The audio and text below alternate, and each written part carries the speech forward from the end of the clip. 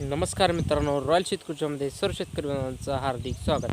तर शेतकरी मित्रांनो, व्हिडिओ की लाईक करा, शेअर करा आणि सबस्क्राईब करा. कारण की मित्रांनो, शेती संबंधित म्हणा पीक संदर्भाने असेच नवीन व्हिडिओ येतात.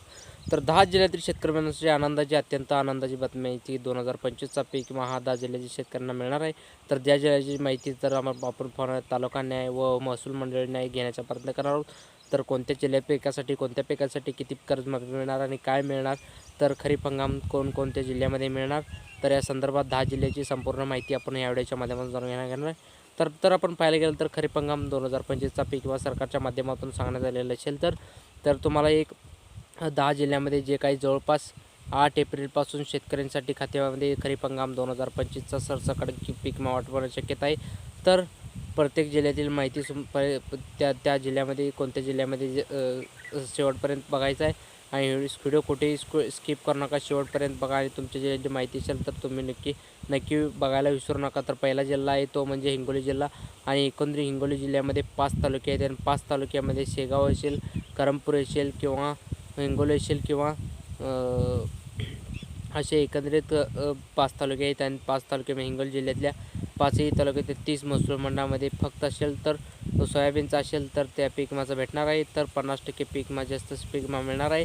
तर हेक्टरी 25,000 रुपये ते 35,000 रुपयापर्यंत सोयाबीनचा पीक विमा तर हिंगोली जिल्ह्यातल्या एकूण 5 तालुक्यातल्या 30 महसूल मंडळामध्ये भेटणार आहे. तर त्यानंतरचा आपण जिल्हा आहे दुसरा जिल्हा धाराशिव. आणि धाराशिव जिल्ह्यामध्ये खरीप हंगाम 2025चा जे काही पीक विमा भेटणार आहे तर ते धाराशिव जिल्ह्यामध्ये सांगण्यात 8 ते 9 तालुक्यामध्ये एकूण 46 महसूल मंडळामध्ये सांगण्यात आलेलं आहे की तर धाराशिव जिल्ह्यातील 46 महसूल मंडळामध्ये सोयाबीन व मक्का तर या दोन पिकांचा खरीप हंगाम 2025चा पीक विमा भेटणार आहे.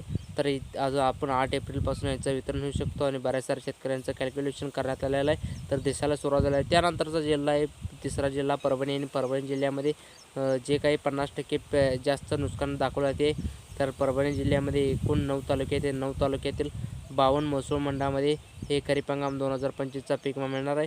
तर अशी माहिती मिळत आहे. तर या परभणी जिल्ह्यातले जे काही 52 दोन पिकाचा पीक विमा भेटणार आहे.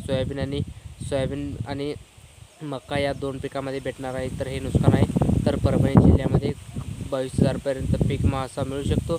तर 8 एप्रिलपासून जे काही सांगण्यात आलेलं आहे बघू शकतो. तर कॅल्क्युलेशनचा रकमासुद्धा काही शेतकऱ्यांना दाखवत आहे. तर काही शेतकऱ्यांना वेटिंग दाखवत आहे. तर कॅल्क्युलेशन बाकी आहे. तर हे सुद्धा पूर्ण होणार आहे. तर त्यानंतरचा जिल्हा आहे लातूर जिल्हा. आणि लातूर जिल्ह्यामध्ये सांगण्यात आलेलं आहे की एकंदरीत पाहायला गेलं तर 7 महसूल मंडळ आहेत. आणि 7 महसूल मंडळामध्ये जे काही सोयाबीन आणि लातूर जिल्ह्यातील सोयाबीन पिकाच्या मोठ्या प्रमाणात नुकसान आहे. तर लातूर जिल्ह्यामध्ये 7 महसूल मंडळामध्ये सांगण्यात आलेलं आहे की 3 पिकाचा पीक विमा भेटणार आहे. तर पहिला सोयाबीनचा पीक विमा भेटणार आहे. तर 50% जास्त बाजरी आणि मक्का आणि या सोयाबीनचा या पिकांचा